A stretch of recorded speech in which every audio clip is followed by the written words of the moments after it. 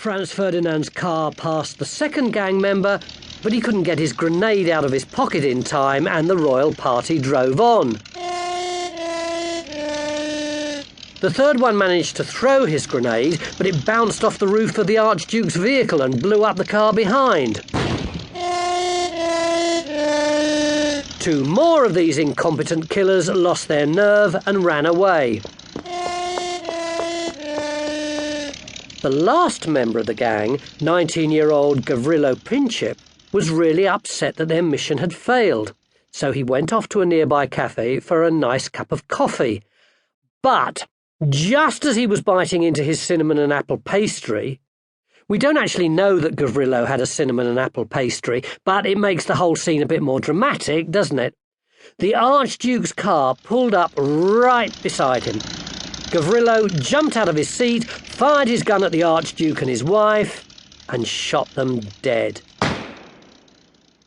Even this murder attempt nearly failed because Franz Ferdinand was wearing a bulletproof vest, but he was shot in the neck, so it didn't protect him.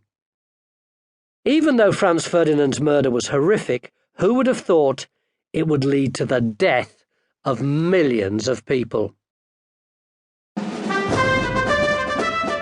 What happened next?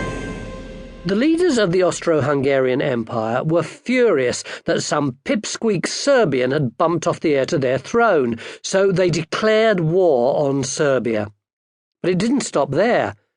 Austria-Hungary was friends with the Germans, so Germany joined in. Germany was friends with the Turks, so Turkey joined in. On the other side, Serbia was friends with the Russians, so Russia joined in. Russia was friends with the French, so France joined in. And France was friends with the British, so Britain joined in. Pretty soon, the assassination at Sarajevo had turned into one almighty punch-up involving all the major superpowers of the time.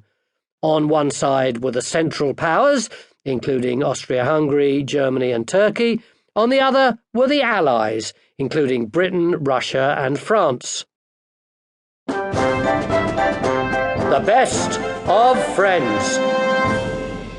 The war was a huge surprise. Nobody could believe that so many European countries were fighting each other, particularly as most kings and queens were part of the same big family. This was all down to Queen Victoria of Britain, her 9 children and her 40 grandchildren, who, like posh people everywhere, wanted to marry people as posh as they were, which meant other kings, queens, princes and princesses. About half the crowned heads of Europe were cousins, second cousins and third cousins once removed. They held family parties, sent each other Christmas cards, and appeared to be the best of friends. Queen Victoria, or the Grand Mamma of Europe as she was known, was a bossy old bat, and if she'd still been alive when the war started, maybe she'd have put all her swanky young relatives in the naughty corner and made them stop fighting. But she died in 1901. Woohoo! A war! In August 1914, on the day war was declared, people across Europe poured into the streets to celebrate. Londoners gathered in front of Buckingham Palace to cheer, wave flags and sing the national anthem.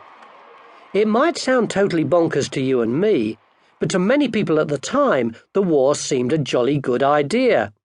Just like today, most people lived ordinary lives in ordinary towns where nothing much happened that was remotely interesting. But now a big war was about to start, just like they'd heard about in adventure stories. It was a chance for young men to be heroes, win glory, and see the world. Best of all, they'd get to teach those jumped-up Johnny foreigners a lesson they'd never forget. Hurrah! Of course, nobody considered for a moment that they might die, or that the Johnny foreigners might turn out to be rather good at fighting. They also didn't expect the war to last long. Most people thought they'd be back home in time to put up the Christmas decorations, but they were seriously wrong. The worst of enemies. Wilhelm II was the Emperor or Kaiser of Germany. He was one of